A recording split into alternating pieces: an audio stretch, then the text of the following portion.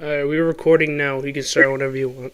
So if y'all ready, all right, ladies and gentlemen, welcome to episode 10 of the Lucrative Vision podcast.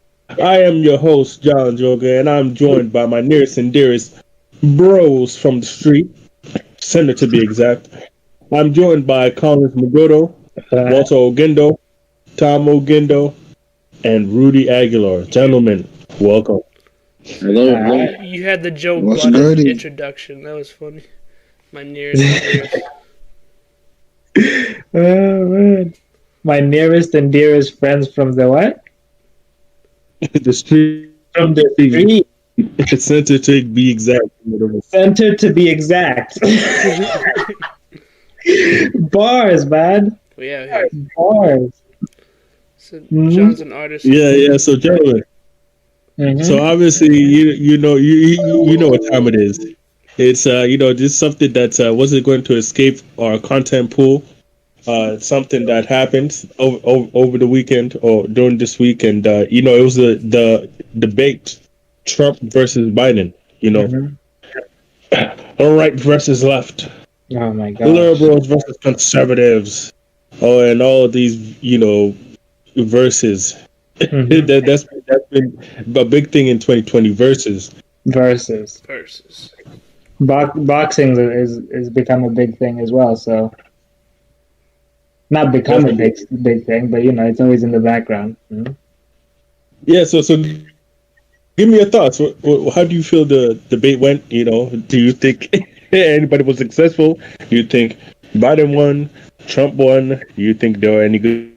Can I just be 100% honest? Can I just be 100% honest? That was a big shit show. Yeah, this your show, nigga. That was a big shit show. I was in fetal position after. It was such. Oh my gosh. Was that a debate? I don't even know what topics were being. That was battle rap. That was a roasting session. Yeah, man. Son, nobody won. We just all lost. Oh my God, man. It's an L for all of us. It's an absolute L. Oh my God. Honestly, I don't even know where to begin. Only let them talk for like 2 minutes. Christopher Wallace. I don't know. The topic was too short. What is his name? Chris Wallace. But it's basically it showed you what American politics is nowadays. Basically, it's just people yelling at each other, not seeing each other's viewpoints, and the world was laughing at us during the debate, which is where we've come to nowadays. So it's just like that's basically in a nutshell how it is. The thing that's really jarring to me is how much they've made it into like this big television event. Like they literally announce it like it's sports. They have like a post. That's just American culture, really. Yeah, they made anything in America, any genre is just like that. We like debates. We like all the antics and things of that nature. But that's basically like where Trump came from. He came from TV and stuff. So he likes ratings. He likes the TV stuff. So sound bites. Yeah. So when you have a president like that who was a TV personality before, he's going to go with what he knows, which is ratings and all of those things. Honestly. Word. But it was crazy how my son was just roasting Trump the whole time. I mean, Biden the whole time. I'm like, damn, Trump just came with jokes. That's it. Yeah, it was a stand-up set. Word. It was stand-up. At one point, Biden was saying something. He was like, point number 1. Then he said point number 2, but then he skipped to 3. Then Trump tried to stop him. He's like, no, you was on point 2. Well, Biden was doing the same thing. He was telling Trump to shut up. He was kind of taking the playbook out of Trump's hand and doing the same shit, like conversating the same way as Trump. So it was kind of a shit show at that point too. Yeah, Biden was saying some stuff too, but it's just like sometimes you can only fight fire with fire. Like sometimes you just gotta tell him like shut up. But nah, what you call it? Biden was saying stuff, but Trump was bugging when he was talking about his son. But this is not anything out of the ordinary. About your son who's on crack and got kicked out of the military. Like, damn, son. But that's the thing. I'm surprised that people are still surprised that Trump is like this. I'm like, this is nothing out of the ordinary. It's the same Trump we've known for 4 years. This is the same Trump people have known for many other years. Like, this is how he acts. He takes shots at people, like, regardless of whether it's ethical or not. He'll just say whatever he wants to say if it gives him an advantage. So yeah, but then he bugged out on that one. I don't know. He did, but I'm not surprised. Are you scared that Trump's gonna spawn future politicians just like him? Like, oh yeah, he's already doing it right now. Yeah, right. Yeah, it's already happening right now. There's a few of them that are out there like that now. Because they see it's a successful model. They see like you could actually win this way. So like, why not do it? Now you might have had politicians like Trump before, but Trump was like the first to finesse that shit and actually win. So like now people see, oh, you gonna win with this shit, and you got people like that who won after Trump in like Senate races or like mayor stuff like that. So you know what I mean? You got like who's that guy? That guy in Florida, some senator or something like that. I forget his name. But he be up on Trump's ass all the time. But he's just like him too. I forget his name. I don't know. I think I know you're talking about the white ball guy. No. Wait. What's his position? Marco Rubio. No. He's another guy. I forget his name. What state? From Florida. The ball. I know what you're talking about. I definitely. No. Hey guys, guess what? We can share our screens. Let's look it up. Yeah. Wait. But we don't know who we talking about in the first place. How we gonna look it up? Well, you said Senator from Florida, right? Just be like Republican senator from Florida, I guess. Okay. That's what I could Rick think Scott. off the top of my head. That could be anybody. Rick Scott. No, not Scott. I think that's what you're talking Rick about. Scott. No, not Rick Scott. Is that Rick Scott? You said bald, right? No. Not Marco Rubio. Maybe he's not a senator. I think he's a representative. He's from the House. He's a representative. Well, I know you said Florida. I know Rick Scott's bald. Oh, he's not a senator. He's a representative. That's him? Yeah, that's Rick Scott. Well, I'm not talking about Rick Scott though. Oh, okay. Oh man. Let me look this up myself too. Cause I'm trying to figure out who you're talking about. I don't know. He's sharing their screen right now. Me, I am. Are you talking about the governor? Matt Gaetz. Matt Gaetz, that's his name. Oh yeah, I know you're talking about cool. Clown too. Yeah, he a straight clown, boy. Yeah, he's straight from the Rudy. Trump book. Like, Yep. You should share yours. You should share your screen, actually. Heard you. Well, yeah, the debate was not good. Oh no, this is nice, man. But now with like Trump having COVID and stuff, we don't know if there's gonna be another debate now. Boy, the funny part is Trump was making fun of Biden for wearing that mask, and this nigga got COVID. He's got the biggest mask every time I see him. Nah, but that was funny. I was dying when he said that. 200 feet away with the biggest mask. With the biggest mask. Inside. I'm like, damn it! Like this shit is just a joke to him. That's the wild part. Like, yo, all these people that died, you joking about this disease. Damn, man. Okay, so I have a question for y'all. Do you think that like Trump really has this, or do you think because the opposite side people are saying it's fake and that he's doing this, to gain sympathy for people? Yeah. Do you guys really think he actually has it? Do you think this is all a part of a ploy that he has to a part of his campaign? I mean, the thing is though, coronavirus isn't rare enough for him to. You know what I'm saying? Like, it's not that rare. everybody, like, there's a lot of people that have tested positive for COVID, so it makes 100% sense that he'd be one of them. But I don't know. It could be.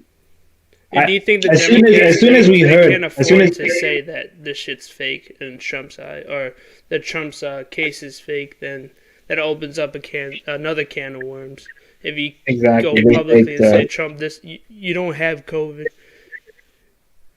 Yeah, I don't think it's fake because, like, the way Trump's office has been leaking to have stuff leaked, if it was fake and they had a plan about this, I think this shit would have leaked before then. And also, Trump never took this shit serious anyway, so like, why would he then turn around and fake? Well, because so he's never gonna say that the coronavirus, we don't got it. Yeah, I don't think it's fake either, but like, you see how now, like, his supporters are now spinning this as like, oh, you know, Trump. One was that, I think some guy on Fox News said Trump got this so that he could be on the front lines with the people who got it, just to let people know it's serious. I'm like, what? Yeah, I heard that. That was the stupidest thing. I mean, yo. I was watching that shit live and I'm like, what did this nigga just say? Yeah, so it's just like what do you believe now? Yeah, you know the conspiracy. What do you believe now? Gonna be on him. His supporters are saying dumb stuff like this. Like, he got this so, you know, he could be with it on the front lines with people, let people know my president is with you. I'm like, what? But you know what? Spin doctors, man. What? Yeah, they are. You know why that's clown shit, and it don't matter because anybody who believes that was already voting for Trump anyway.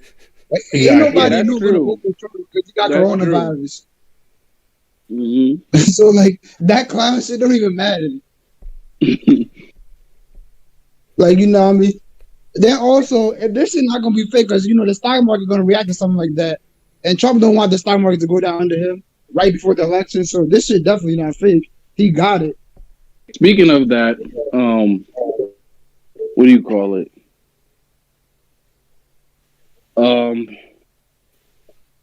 Damn, I just lost my train of thought. I'm sorry. You're human, man. It happens. It happens to the best of us. Just fry your brain. Yeah. Yeah, man. Yeah, I had it before, and then I just lost it. I'm sorry. It'll come to me at some point. Donald Trump, COVID. Michael Moore says it's fake. Michael Moore? Yeah. Oh my god, man. Yeah, because that's like, then he would fake it, like his wife would fake it, all these people that was around him would fake it. That's a lot of niggas to pretend to have the coronavirus, so they don't have it. But man, Corona coming back swinging down the block. That's a lot of fake. Sad, man. But what you think about the upcoming election? Me, I don't know what to think, man. I'm looking around for like a third party candidate, man. Honestly, like, but like at the same time, there's nobody there. Yeah, there's nobody. Huh? That's a lie. There are two other people running for office, but you have to search and look for that yourself. Like, exactly. One from the Green Party, and that's one. what. Yeah, unfortunately, and that's exactly why they're not even. I don't see that winning, really. I really don't. Well, yeah, because both made majority. Like, Now, the news is actually credible, though. They will report on all the candidates. Yeah. Right? Just because like a lot of people want to do it, just say, yo, you also got this candidate. He's like 0.1%, whatever. This is what he believes. It don't got to be long. It could be short. But, like, damn, you don't even mention these niggas? Yeah, mention some of them. Mention some of them. Yeah, I don't even... We could look at their names, but I don't know them. But I know there's two other people running. And I never heard of them before, so I didn't even look into it. Like, okay. It's just this two-system political party that we have. Then they're tied in with the media, too. So, like, you can't really get no outside candidates. Like, even, like, someone like Bernie Sanders, like, who's, like, more outside on the Democratic side, but he just aligns with them because that's where he has to fall. They won't let him succeed. Both times he was president, had to run. Yeah, they stopped him and chose somebody else. Yeah, they marginalized him. They made him just like both parties did that to all of their candidates. They made it. They were just like, we're gonna go for Biden and stuff, and anybody else who was trying to go for Biden, they were trying to stop. And then the Republicans, they didn't even bother to give anybody else as like an opponent for Trump. They were just like, this is our guy, and it's crazy. It shouldn't be like that. Mm-hmm. Well, no, if you're president, right, and your side, you're for your election, that makes sense not to choose another candidate. What happened? Like, it makes sense not to choose another candidate if you're already president. Like, your political party's already in the presidency. You wouldn't choose another person to run against your person. Wait, what happened? Rudy's going crazy. That would make sense, but Trump is different. I'm just looking at. I'm searching up third-party candidates right now. I'm sharing the screen right now, and I'm just like looking at. Okay. Yes. Oh my god. Who is this guy? Nope. Who's that? Nope.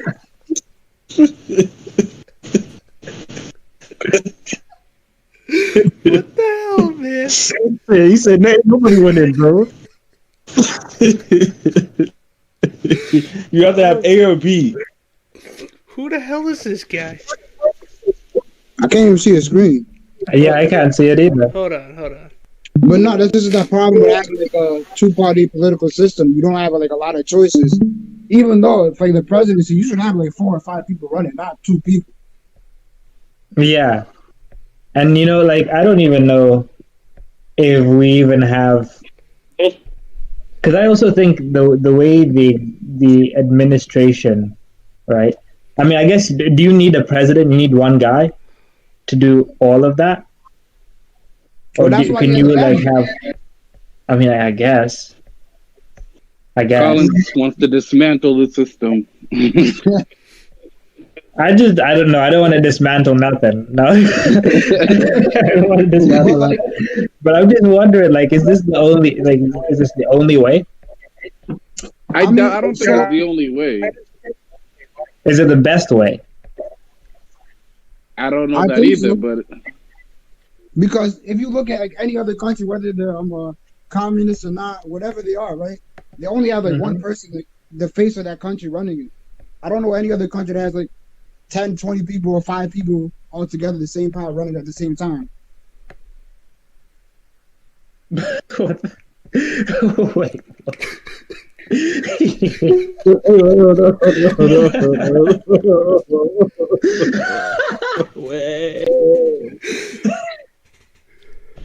This gotta be a parody. No, this can't be real.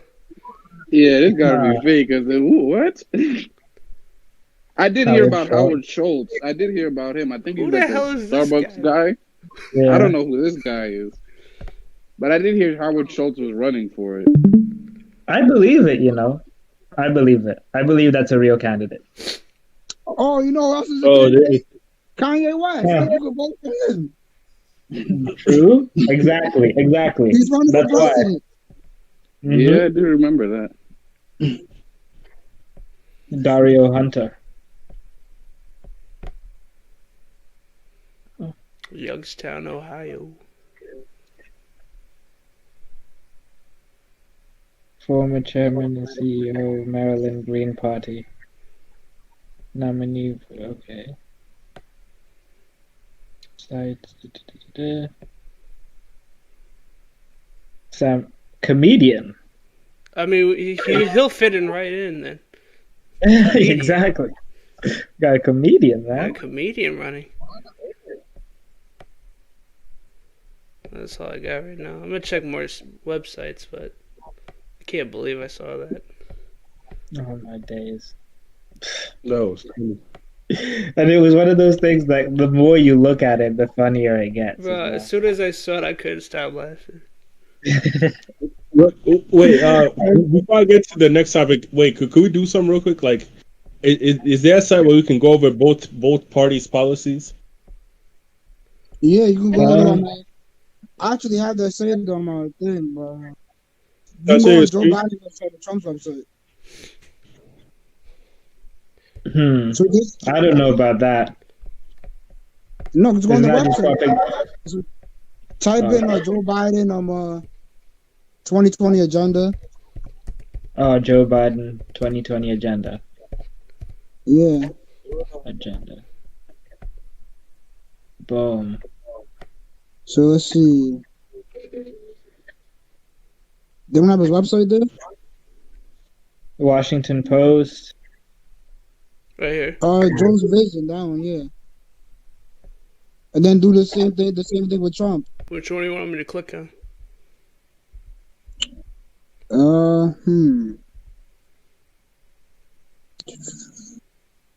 John, what do you want to see? Yeah, I want the things regarding the black community first. So that that's second to the left. Second to the left. Second. Wait.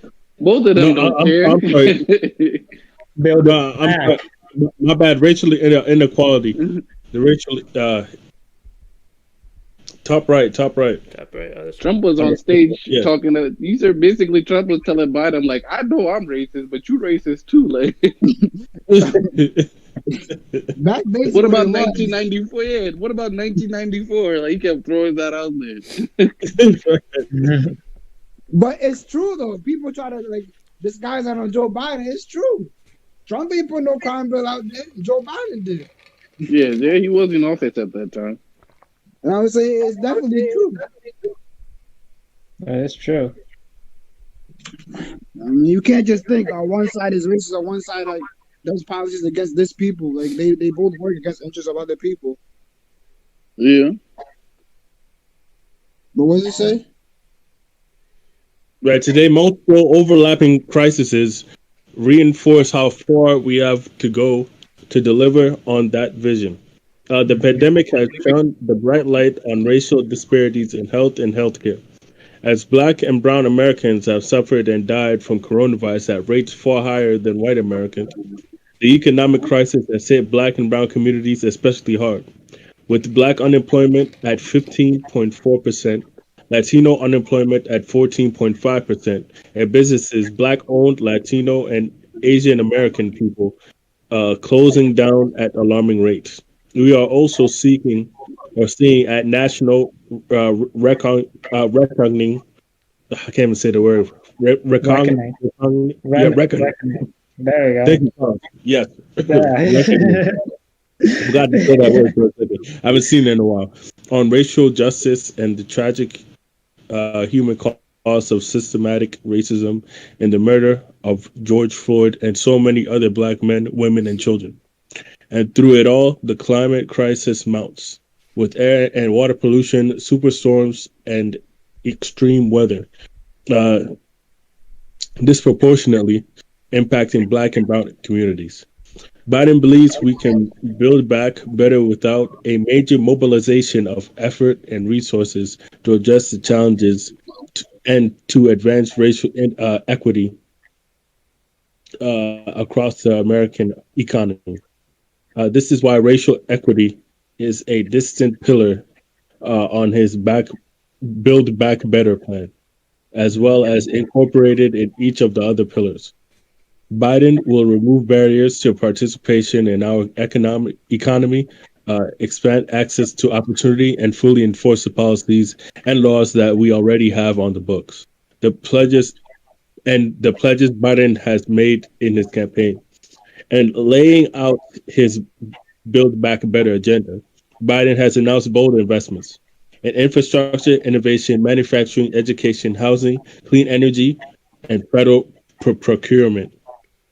I can't say words here. Procurement and small businesses. Today, as the fourth pillar of the Build Back Better agenda, he is announcing how he will direct many of these investments to advance racial equity as part of our nation's economic recovery. Specifically, Biden will spur public-private investment through a new small business opportunity plan, reform opportunities zones to fulfill their promise, make historic commitment to equalizing federal procurement, ensure his housing plan makes bold investments in home ownership and access to affordable housing for Black, Brown, and Native families, achieve equity in management, training, and higher education opportunities connected to jobs of the future. Boost retirement, security, and financial wealth for Black, Brown, and Native families. Ensure workers of color are compensated fairly and treated with dignity. Ensure equity in both infrastructure and clean energy investments. Support second chances for economic success. Strengthen the Federal Reserve's focus on racial economic gaps. Promote diversity and accountability in leadership across key positions in all federal agencies. Build a 21st century care infrastructure, addressing long-standing inequities in agriculture. Okay, hold on. Let me stop you there. Just scroll up. Scroll up. So these are a lot of promises, right? There are a lot of them. And like some of these, the government can not ensure. These are promises that can't necessarily be kept, not all of them. Right? So like stuff like ensure, hold on, what is it? Support second chances for economic success. Right? What does that actually mean? That's what I was wondering. What is that? Like what can they what can they do? What do they mean by second chances either? Like it's so vague. But that's how it always is. They always put these empty promises just because it looks nice. But yeah, I don't know what some of these. Like we're actually doing now, looking at what they're doing. We don't even know what some of the things they're talking about. Exactly. There's too many of them. There's too many of them. Here's my problem with it. Mm-hmm. Right? It's the whole like pandering. It's like say we're gonna put a whole bunch of stuff that vaguely sound like what you want, and we're gonna pitch it to you. And we're gonna we're gonna delegate and put all the resources behind it to make sure that we get your vote. By by pandering you to so much that we could confuse the voters. And by the time we're done, the slogan out here will be, if you don't vote for Joe Biden, you're not black. Mm-hmm. How do you guys feel about that notion? That's bullshit. Okay. Well, it's actually not true, right? It's just not true. If you don't vote for Joe Biden, you're not black. It's just not true. Like, it doesn't mean anything. Because there are black people that you can see are black, voting not for Joe Biden, voting for Trump. But it's kind of like what Trump. Right? It kind of like what Trump does, where like he threats, but it's like a non-overt threat. That's how I take at it. Like, if you don't vote for me, like you like how Trump's like, if you don't vote for me, they're gonna take away your guns, they're gonna take away your the suburbs and stuff. But he's like, if you don't vote for me, like they're gonna take away your black card. Something like that, basically, yeah. What the heck? Anyway, that's not what it is, but that's how I look at it. Like I'm looking at them using that as a way of like, oh, if you do this, like you'll lose street cred in the black community, or you'll lose credibility in the black community if you don't vote for me. Basically, is how I look at it.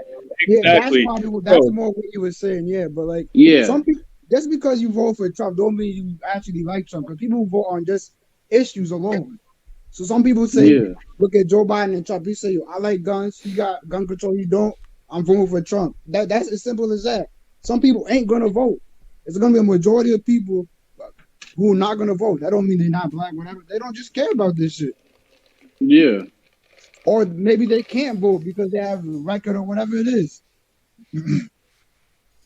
I will say this. Just toggle back to that Trump campaign one that you were on just earlier.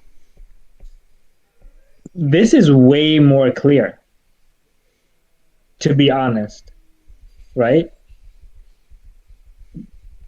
Every single, like, you're going from different areas, jobs, eradicate COVID-19, end our reliance on China, this, that, and the other. But there's not. I mean, is there like an equivalent to that on the Biden website? Maybe I just didn't see it on the Biden website. Oh, I don't know. Oh, but you saying like Trump's more clear? It's way clearer. Yeah, they definitely outlined it more easier than like they basically outlined it like here's our objective and here's our key result. Like they basically organized it to me better than Biden. 100%. And I think that's the thing, right? The left is leaning too far into this idea, like vote for me if you don't want to vote for the boogeyman. Yeah. Because they just take for granted that they're just going to get votes because everybody's afraid of Trump. Well, that's what they thought in 2016. And that was the attitude then. And I fell for it too. I felt there was no way Trump could win, and so. And I remember telling you Trump could win, and you was like, "Nah, I'm not your boy. He could win."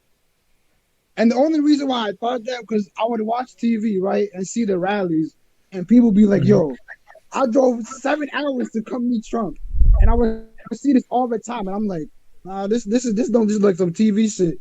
People actually like him." Mm-hmm. And he could very well win again, too. Yeah. Mm-hmm. But the only problem is now they got this situation with these mail-in ballots and COVID because more people are gonna send mail-in ballots in, and the person who's elected the night of the election might not actually be president until they count the votes, or we might not know for like, an extended period of time. And for that's months. the case. I don't know about months, but it might That's be. That's what Trump says. Trump just be popping shit. But even let's say it is months though, right? That's gonna get spooky out there, especially people who are really like in this political engagement outside, activists protesting whatever side you're on. It's gonna get spooky if that happens. Mm-hmm. Yeah. Because there's people out there willing. Because on Joe Biden's side, people they just want to hold flags and stuff like that. On Trump's side, they willing to fight and kill. So like that's a whole nother story. 100%. I mean, but actually, we have to be careful about this, because I think also there's people on the right who think that the people on the left are willing to just fight and kill. Some of them are, but not most of them. Yeah. Okay. I mean, I can see it because like the narrative is definitely being driven a lot harder on the right? Because of the thing with Trump is like he never really like he just says controversial things. Proud Boys, stand back and stand by. Things like that where it's like, okay, this is a racist organization, yes? Why not just denounce it? Because he needs the vote. Yeah, exactly. Yeah. He knows they vote for him, so like. Trump knows what he does. He's clever. He's clever. He knows what he does. Like on a personal level, I don't even think he really fucks with him that much, but he knows like, yo, they galvanize his base. So like, we're gonna. Can't denounce him that crazy. I just gotta do it a little real light so I can have like plausible deniability. Yeah. Because then he can say like, yo, I didn't even mean to stand by. I meant to say something else. It just slipped. Exactly. Yeah. Because even he wasn't really helped by the fact that he was also just pushing the headlines had already been written that he was trying to deflect from oh man, I just did a U, Tom, again. Yeah. I lost my train of thought, man. It was an interesting point. Oh my gosh. I know how you feel, man. I know how you feel. It happens. Like you said, it's human nature. It's human nature, man. Wait, how did we get here? I don't even know. I don't even remember what the original question was. Oh no, we were looking at them. If you don't, no, it's like what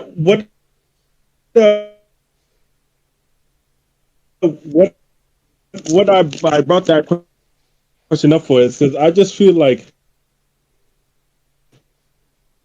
people are just racial pride or whatever on the line, try to tell people that, and just has to, go straight to group think and be like, hey, even though I vote for this person, like Walter said, doesn't mean I like them. And I'm trying to make the most logical decision that's based for me and then my community second. Not always the thing that I like. 100%. Yeah, and like at the end of the day, everybody has to look out for what they perceive their best interests to be, right? So, who somebody votes for, they don't represent you.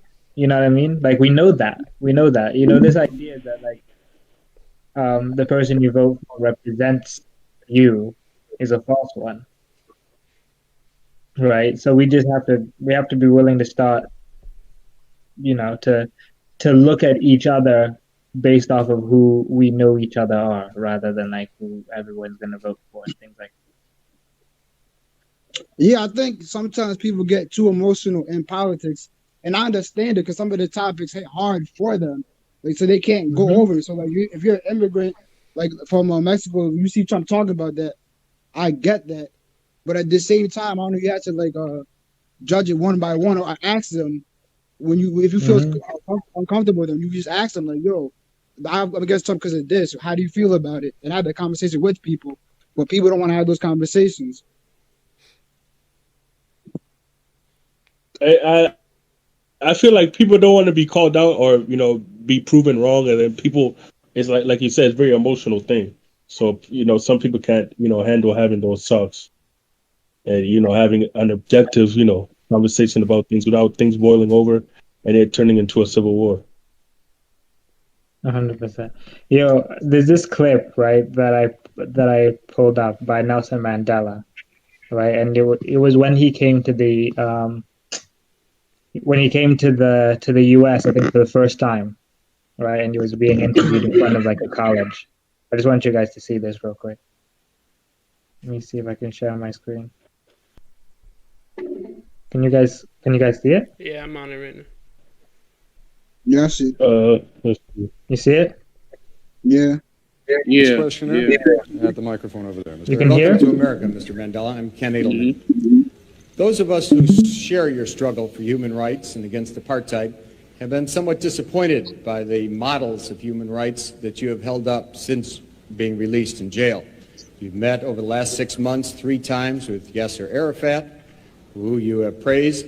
You have told Gaddafi that you share the view on, and applaud him on his record of human rights and his drive for freedom and peace around the world. And you have praised Fidel Castro as a leader of human rights and said that Cuba was one of the countries that's head and shoulders above all other countries in human rights, despite the fact that documents at the United Nations and elsewhere show that Cuba is one of the worst.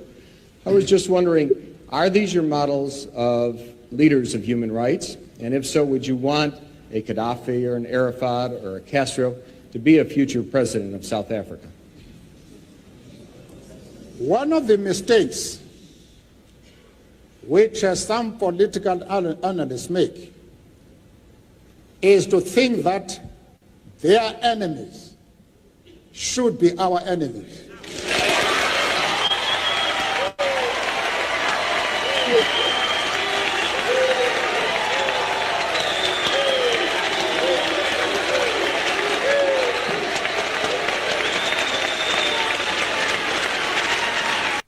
I'm going to stop at that. Did you guys catch that? Yeah. Mm-hmm. Yeah.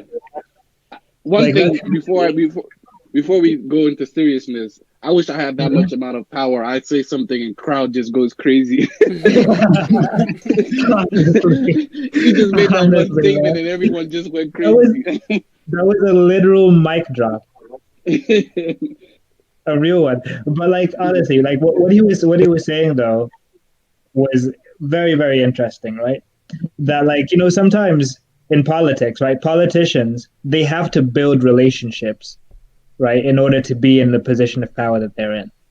So like sometimes when we look at people and like how they voted on certain issues or things like that, like sometimes I think a lot of things, once you drill down to the details, it paints a completely different picture compared to what actually. I'm not saying we have great leaders now, right?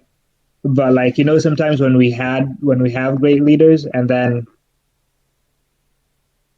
we hold them to something that some decision that they've made in the past that was very, very costly. Yeah, I mean, but I also agree with the point. The guy that asked the question, he was making it because if we talk about like politics, but like human rights and politics, are they necessarily like the same thing? So like he mentioned like Gaddafi and Castro, right? Both of them have done good things, but they've also done like terrible things, right? So Gaddafi, he wanted to like unite Africa together, bring the resources together to have one strong continent.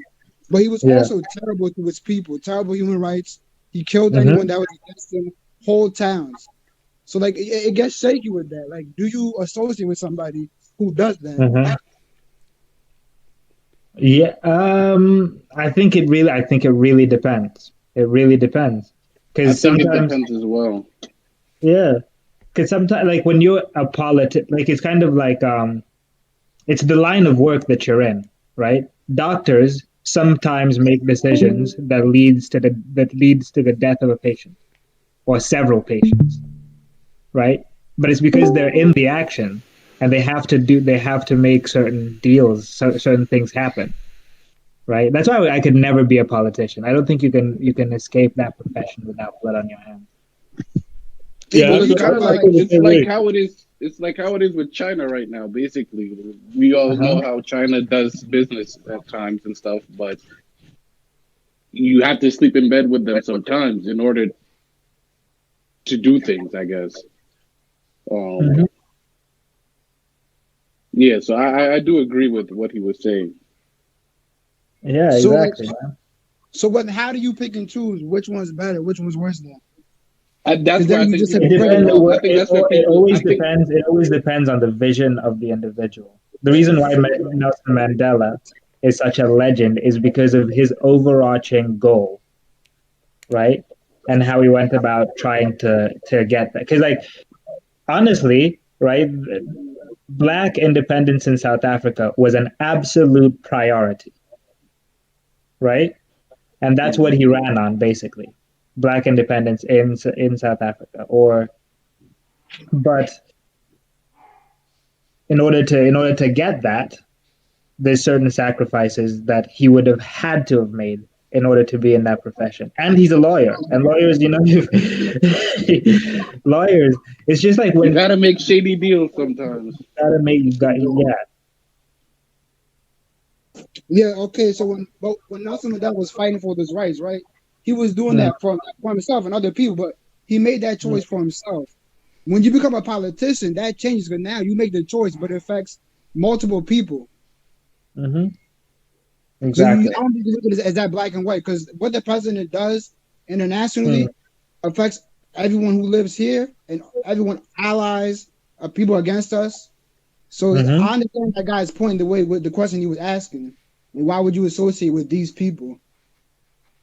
Yeah, exactly. Yeah.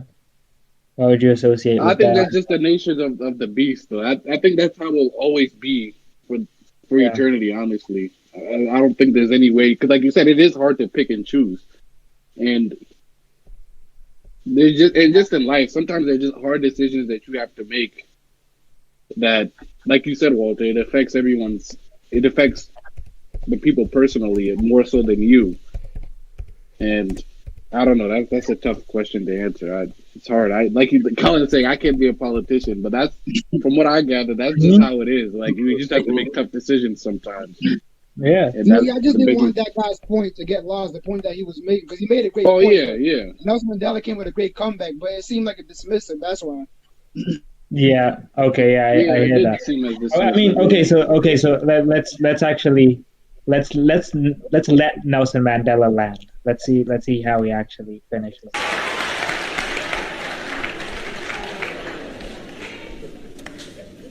That we can and we will never do. We have our own struggle, which we are conducting. We are grateful to the world for supporting our struggle. But nevertheless, we are an independent organization with its own policy. And the attitude of every country towards our attitude towards any country is determined by the attitude of that country to our struggle.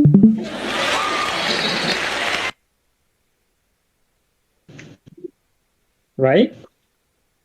That just makes sense. Like, you have to play your position at the end of the day, right? So, like, the way what he's basically saying is like our attitude, our appetite for collaborating with any other country depends on what they're willing to do for us and our goals and our ambition, right? Because we have to, at the end of the day, we have to take care of ourselves and our own, right? And at the end of he's absolutely right. So I mean, he's right, but here's the thing, right? If you're saying what you call it, you got the right to do how you feel. If a country feels like two other countries' goals align against them, they have the right to speak out against it or do whatever they want. So I don't know, like, he's right, but like that the opposite is right true. Because a country has the right to defend itself if it feels attacked by any alliance that comes together. Okay, yeah, I guess. So I'll give you an example of that basically, right? So I think it was like maybe the 70s that this happened. Iraq had they had invaded some other country. I forgot what it was, but then they tried to go and invade Iran. No, Iran invaded Iran had to fight with some other country. Then they went through and tried to invade Iraq. Then Iraq had to go get help to fight them back. Yeah.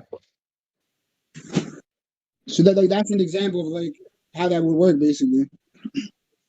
Okay. Or even like for example, even we went to war in 2001 with Iraq, right? Saudi Arabia warned U.S. against going against it because they said you'll destabilize the region and give Iran a chance to come through and get us because they had problems with Iran. Yeah, exactly. And that's all a part of it, man. That's all a part of playing your position at the end of the day. Of course, you know, I'm just saying, just the opposite of what he's saying is true also. 100%, yeah. It's complicated, man. No, yeah, when you talk about like world politics, it's crazy. Because I don't think any side is morally right. Exactly, that's what I was gonna say. There's no right or wrong on it. Like, no, there's wrong, but I don't think there's any side that's like 100% morally right. Like, I don't know any country that's just morally right. Like that has no dirt or no blood on the hands. That this, shit down. Like, even other countries. Yeah, there's no real heroes and villains in the classic. It's a lot of gray in there. It's not black and white. Exactly. That reminds me of. Have you guys heard the song "Bombs Away" by B.O.B.? Oh yeah. You know, like the speech at the beginning with Morgan Freeman. Yeah. Yeah, that's like my favorite speech as the war. I have to hear it again. I haven't heard that song in a minute. Oh my god! Let me see if I can pull that up. Obviously, I don't think we can do on the podcast. We might get taken down. Yeah. Even just the intro. Yeah. Oh man. Okay, that sucks. It's YouTube copyrights. Yeah. The music record labels, man. Oh my. But that's. I mean, isn't like if I just do the intro, isn't it fair use? I mean, I don't know. I haven't read anything, so I don't know. I would try to find the origin of the intro. Maybe you could do that. Yeah. The origin of the intro? Yeah, like the original video. Or just look up the lyrics and read the lyrics. Okay. That's true. But I'm not Morgan Freeman. I'm not Morgan Freeman. Song too, that Obama was a terrorist. Sheesh. Damn, all right, my internet is back. I'm back. Oh, where'd you go? Where'd you go? We didn't even know. This internet is trash, really. Damn, John, why you run away? How you the host and you left? Oh, no way, I'll get better. my gosh. Damn, we can't find the lyrics. It's right here.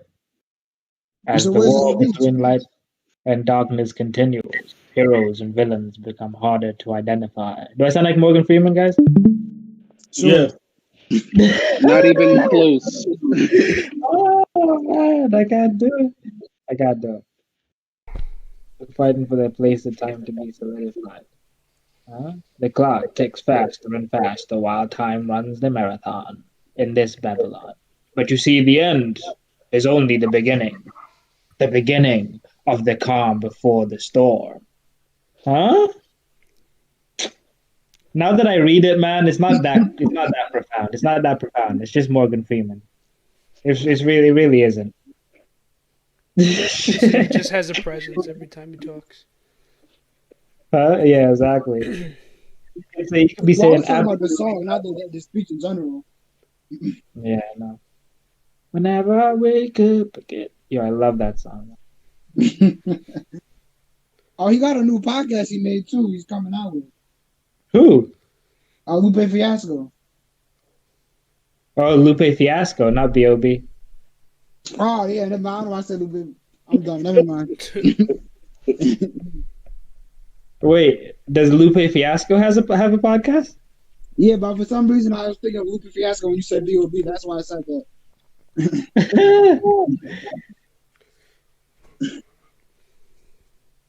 But yo, if you was had to give Trump a grade, what grade would you give him for his presidency?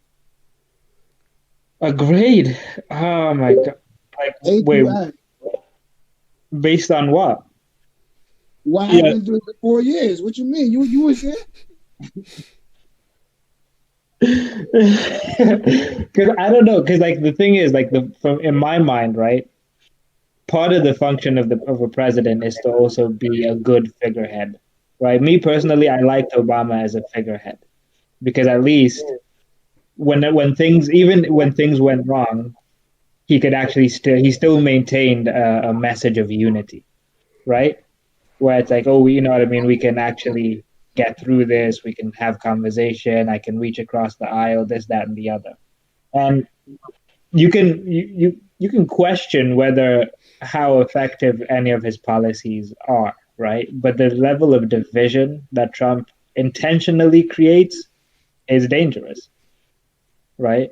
So like it's tough for me to even take a look at his policies because I don't really. It's kind of like everybody can have a good idea, right? Like Adolf Hitler, I'm sure, had some great ideas.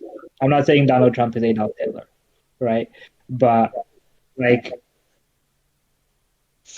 as a person, like are we going to go in the correct direction with him as president? That's yet to be seen.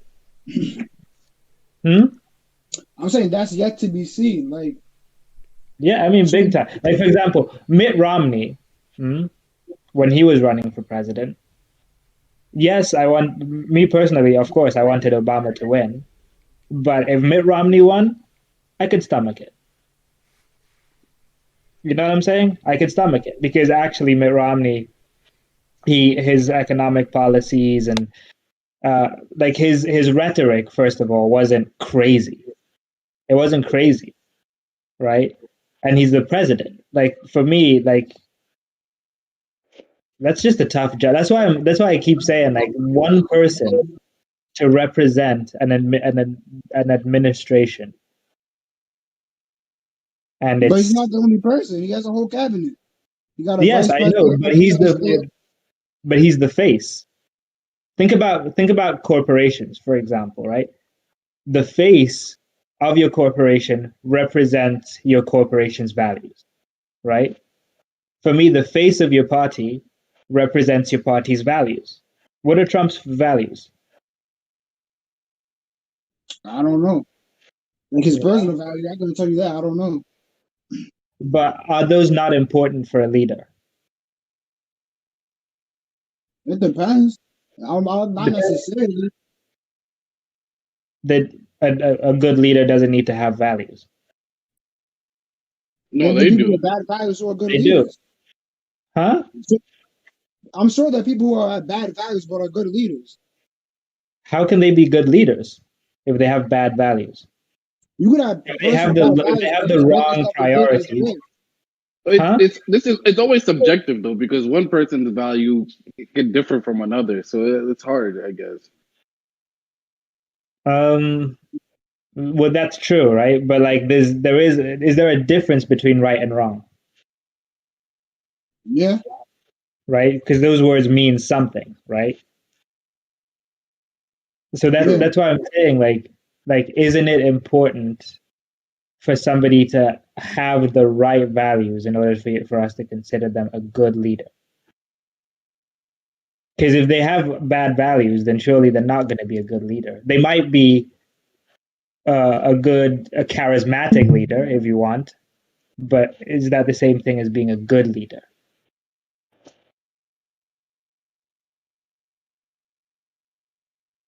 I'd say being a good leader, you have to be a very well-rounded person. You have to be able to, be able to work with people, have people follow you, whether it's natural or you grow to become that leader. Second of all, you have to be able to have people respect you.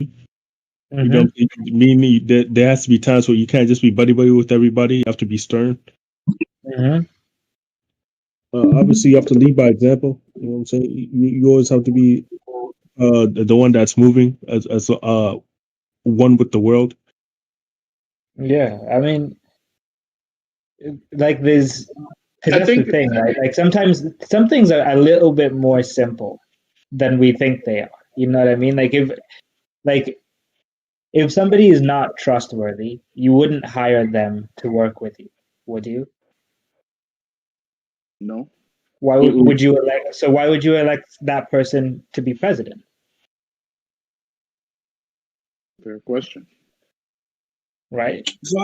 So I see what you're saying, but like, if you look at Trump's presidency, right, economically before the coronavirus, we didn't get any worse. Then internationally, the way people looked at us might be worse, but like defensively, like any threats, there was no like major change in a bad way. And those are the two major things we need: the economic success and a strong defense to have a good country. Well, we don't have all the information, so that's why it's hard for me to give a grade, because I don't have all the information of what Trump has done. Even though I've lived throughout the 4 years of his presidency, I don't know actually what he has done. But for what I do know is that, he has created a division within the country. The economy, like Walter said before, was pretty good before COVID. But then where we made some progress in terms of like climate change and all of those things, it looks like Trump has just been repealing those things, which I don't think have been good.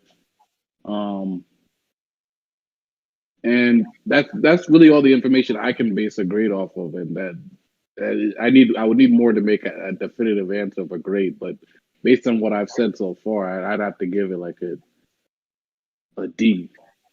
Yeah, that's the grade I would give him too. And I also feel like when it comes to voting, right? Because right now, I'm saying, obviously we recruit each other, and whether we agree or disagree, I think I'm pretty sure that we're all in the middle with things, right? We see things that that are on the Democrats side, or liberal views that we agree with, and there's certain things on the conservative side that we kind of agree with. So, I don't know if I'm speaking for somebody else. Yeah, the majority of us are in the middle. It's always good to be in the middle, though. Get to see both sides. Yeah, exactly. It's tough to be in the middle, though. It's very it's not tough, but it's just like there's a lot more due diligence that you need to do if you're somebody that's going to be in the middle than being on one side or the other.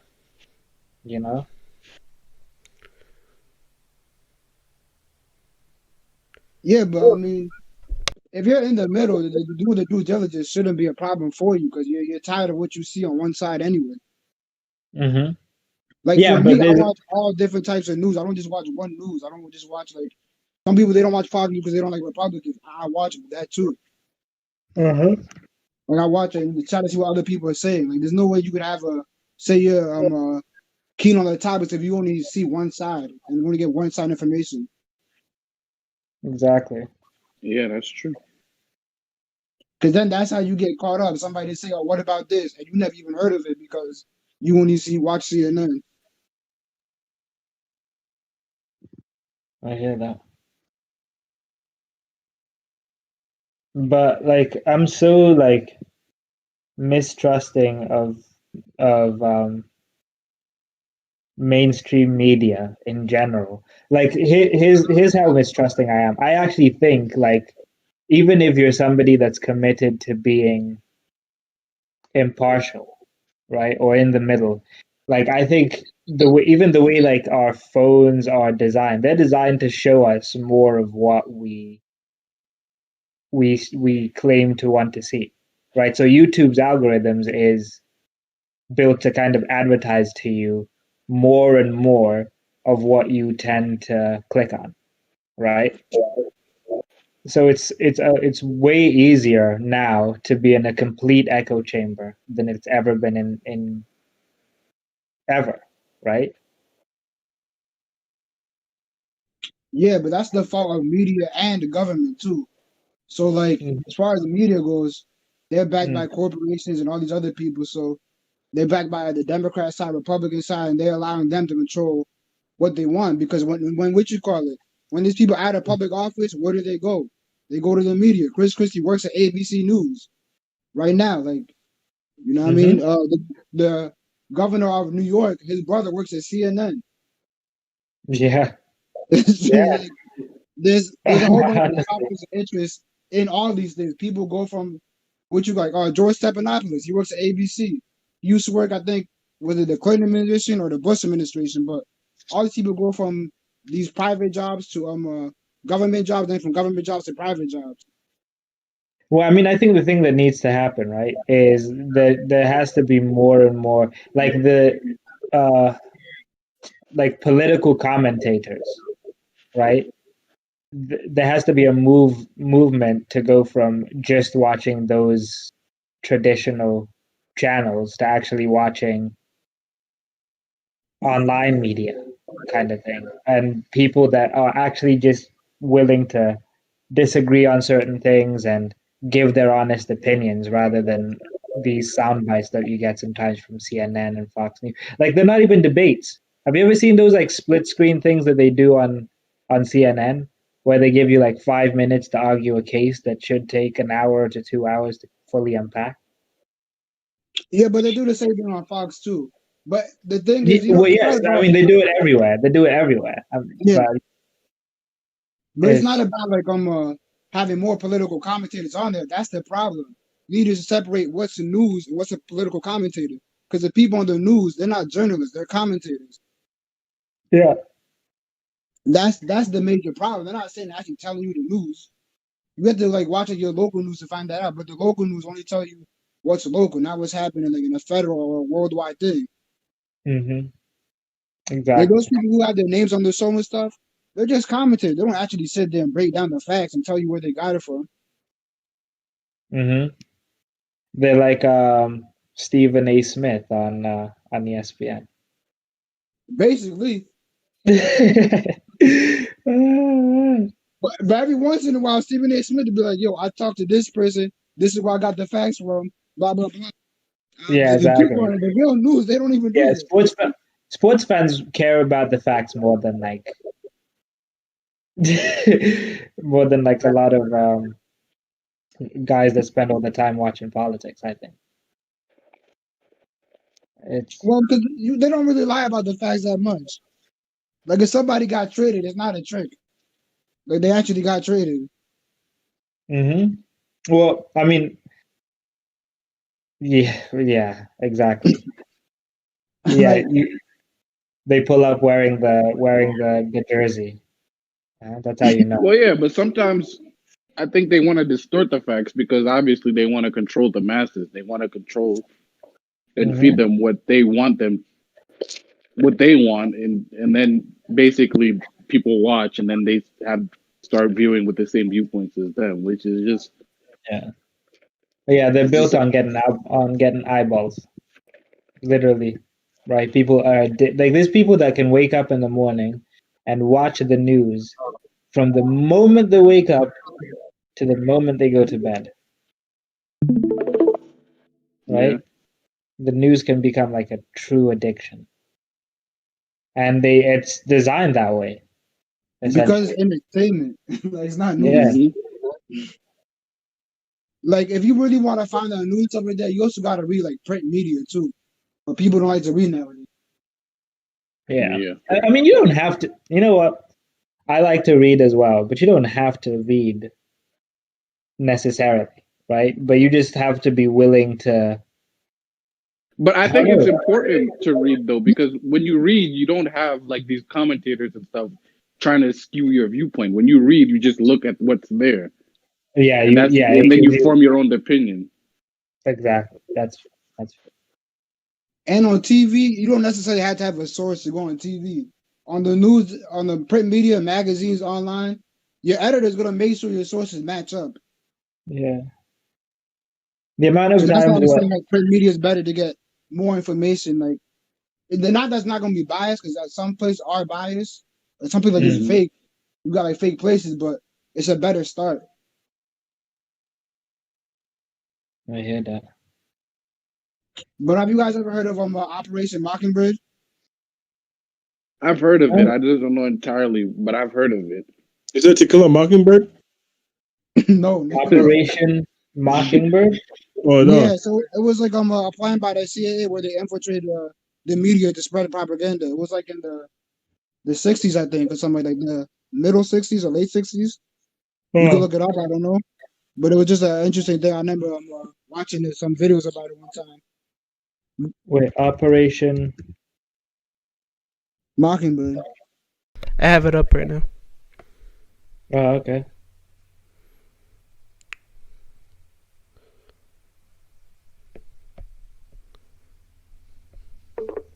Black Vault. Well, I don't know if this is the website to go on, but it's definitely a true story.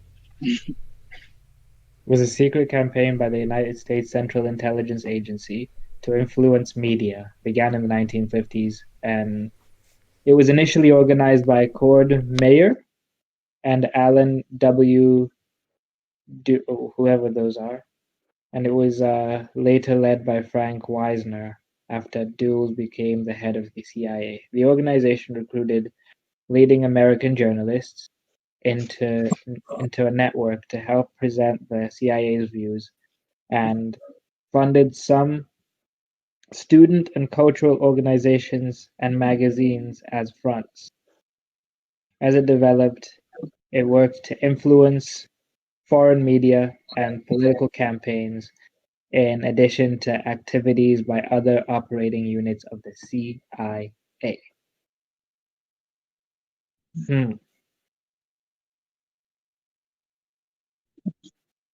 Influence has been going on for a long time. I feel like I'm surprised it was in the 1960s. I feels like, you know what I'm saying, something like that. They would have got ahead of that before. Well, the CIA only started like after World War II. Really?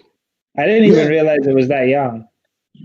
Me neither. I just looked it up when I was like, randomly thinking, like, when did this city even start? Because there was some CIA guy talking on TV. Then I looked it up, and they said it started after World War II, and the reason why it was because they copied the British, and British it was theirs was called the M16 or MI6. Yeah, MI6. Yeah, they're the MI6. Yeah. Yeah, so they copied them because they were the part of the people who found out where Hitler was. So that's why when they came back, they was like, we gotta start our own shit like that. And these niggas have been fucking up the world ever since. So wait, the CIA and the FBI started around that time? No, I don't know when the FBI started. That's when the CIA started. So the FBI is like federal. The CIA is like international, basically. And they just gather intelligence for the betterment of the country or the worsen, whatever. Oh, snap. Yeah, there's this show I'm watching right now where it's like that, called Quantico. It talks about the CIA and FBI and the MI6, and like it's pretty interesting. I think you guys should watch it. It's really good. Quantico. Yeah, Homeland's another good show about the CIA too. But now, if you look into the CIA, man, they're doing a whole bunch of fucked up shit around the world. Yeah, they do. Like, it's crazy. Like, the amount of documents, stuff like that. Like that's why people believe in conspiracy theories because it's real shit like this. Honestly. But I just wanted to add that to the conversation. We were talking about media stuff, so it's like, yo, you might as well add this. That is true. Nah, I mean, I don't know, man. Like, what's safe to believe anymore? That's the scary thing, trying to figure out what's real and what's not. Mm-hmm. Because now the people making it like undistinguishable.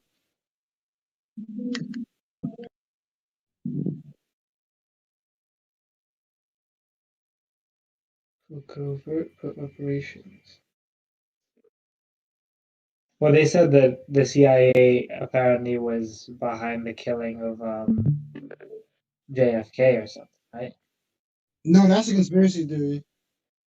Oh, it's a conspiracy theory. Yeah, but people believe in shit like that. So like, there's one thing that the I mean, CIA. Well, go ahead. yeah, it's plausible. No, it is. You know what I'm saying? Like anything. That's the thing with conspiracy theories around the CIA. Everything just sounds like, yeah, I could see that potentially having happened. But then the question is why? Exactly. That is the real question. Did you also? They also have this thing on that they attempted like a whole bunch of assassinations on Fidel Castro and it failed. I forgot the number, but it was like a crazy number, like 400 attempts. That's What crazy. On Fidel Castro, the CIA, they tried to like, assassinate him, but they couldn't do it. They had like a whole bunch of attempts. It was like a crazy number. I forgot what it was. Is that it right I found a website that has 10 dirty secrets of CIA operations if you want to look at it. No, I'm looking. I was That's trying to crazy. see how much it was. They said it from what was it?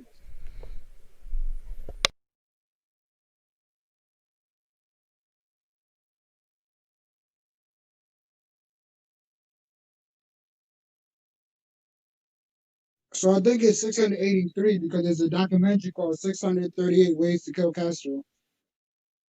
But that sounds way too high. But it was a wild number.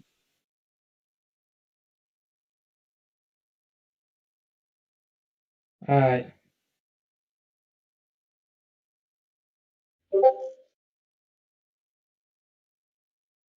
400. How do you try and fail 400 times? 400 times. Listen, Castro's is moving different, man. You know what I mean? If you Teflon, that can happen. 400 times? You can't, like, you have to, like, Jesus. Huh? I mean, no, there's been times where they're almost successful, but like, I don't know, almost just survived. They're like the bad guys in movies. No aim. Hmm? So I'm just reading this article from The Guardian. They said in Richard Nixon's administration alone, and remember, they only had one in 4 years, 184 times they tried. Nixon? Yes. 184 times. Yes. There was one that happened where like I don't know if it was an assassination attempt, but certainly somebody hopped on stage when Donald Trump was. Remember that when Donald Trump was on there? And now the funniest one was when Bush was in Afghanistan and some dude was trying to throw shoes at him. He does that. Who? I think he does it, right? Yeah, he dies in the joint. Oh my god. No, somebody caught it. No, he dies them. There's a video footage. You can pull it up. But he was Wait, talking. when somebody. Oh, he was talking to somebody threw a it? shoe at him. He dies both of them. I think he dodged one, and then somebody caught the second one, right? I don't think so. We can look it up. But I don't think so. Why do I remember somebody catching the second one? I mean, maybe they did. I don't know.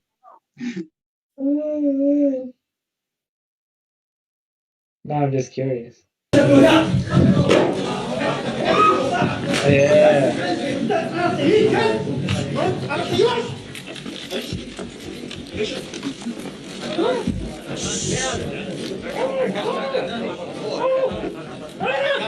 Yeah, I told you they were coming.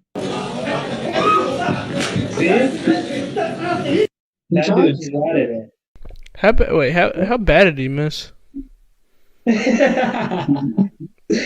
was a terrible aim.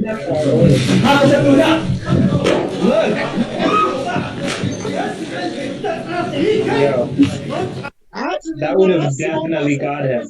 Bus just died out the way right smooth. It almost hit him. Jeez. Run that back. It was so close. Yo, man. Oh my god, man. That was close. That could have definitely. That would have smacked him right in the in between the nose and the cheek. But guess what? Just off throwing that shoe, that nigga saw that nigga again. He's out of here. Oh my god. That was the last time people saw him on camera when he threw that shoe. You think they would have? To that guy. Yeah, that would be interesting. Was he a journalist? No, I think it was just a regular citizen. Really? I mean, he must have been because how do you get into a press conference room? You can't just walk just come in, right? Sometimes in some of these countries, shit happens. Shit happens. Shit happens. But I'm just saying with especially how the presidents are protected here.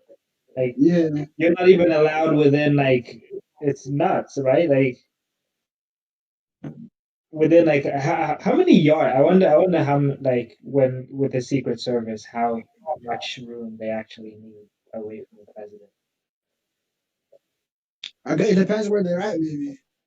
Yeah, maybe. And how much they are, the area of the place. But do you think it's even possible to assassinate a president today with the way security is? Do I think I think it's always possible. I don't know. I feel like it'd be pretty hard unless you in the Secret Service. I had to be an inside job. I can't see a regular person doing this shit. Yeah, I mean, I think computer hackers, I feel have way I think they're slept on, to be honest, computer hackers. And the only thing the White House got some of the best too. I guess. Do they have? I mean, if you were one of the best computer hackers, would you be working for the guy? Yeah, probably, right? They'd be paying you. Yeah, they'd be paying you a significant amount. Especially they say, "Yo, we need you to protect this." Of course. I bet you they make bread, man. Oh man. But anything else, John? Yeah, what I wanted to get into was, we just found out that Trump got COVID. Yeah. We talked about that. Yeah, I thought we talked about that. We did talk about that. Oh, we did? My bad then. Do you guys want to get into the second wave, the reported second wave of coronavirus that we're supposed to be facing coming up? What's coming up right now? Winter. What's happening right now? Yeah, supposedly there's supposed to be a second wave of COVID. Do you think we'll be going into quarantine again? Because I think over in London, or no, not London, but the UK, they started lockdown procedures again.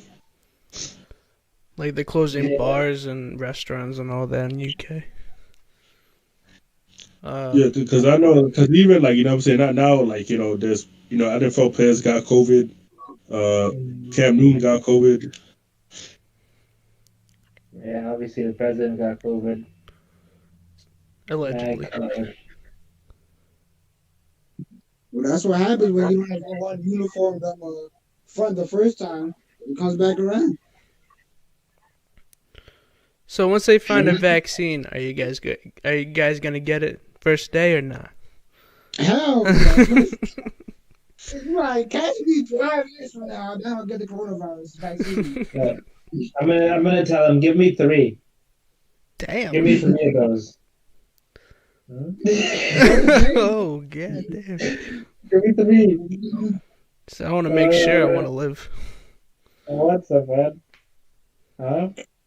Listen, I'm gonna just drink ginger and tea. That's all I need. I'm just taking vitamins, helping me out. Inject those vaccines into my veins. Nah, Where Trump said put heroin.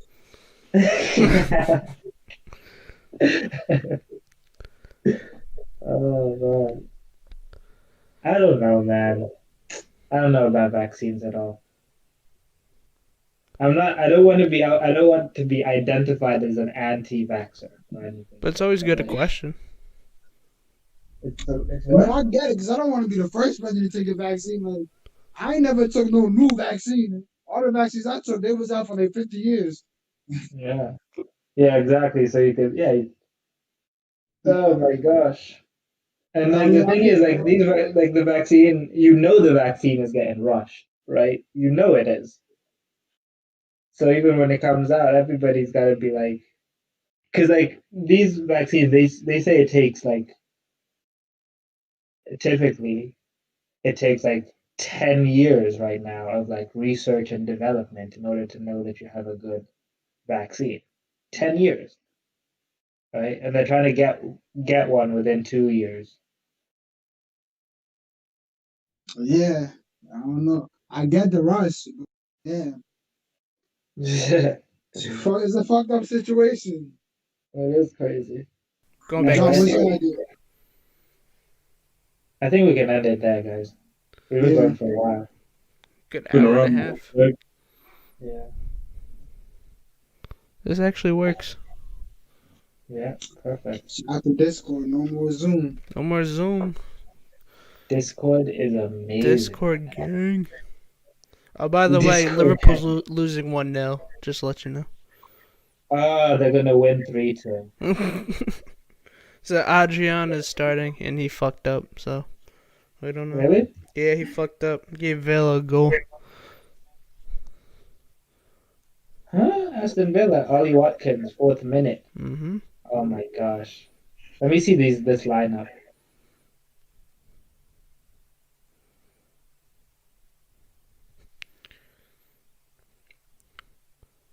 Liverpool lineup. Adrian.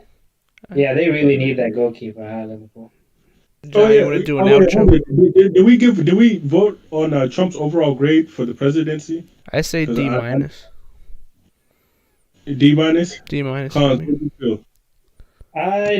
know. I honestly, I don't even want to give a grade because I feel like you could give a grade like a couple years after the presidency's over. I feel that's when you actually feel the presidency and how the and I don't want to. this shit works. The thing out. is, I'm also very resistant to giving a grade on something that I don't fully understand. That's a good point. So like. All right, John, you want to do an outro? Say. Yeah, so ladies and gentlemen, thank you so much for joining us at the Lucrative Vision podcast. I am your host, John Njoga, and I was joined today by Walter Ogindo, Tom Ogindo, Rudy Aguilar, Hans Mugodo, and ladies and gentlemen, we are the Lucrative podcast. Thank you guys for watching. Thank you guys for listening. All that shit. All of that. All of that. Yeah, right.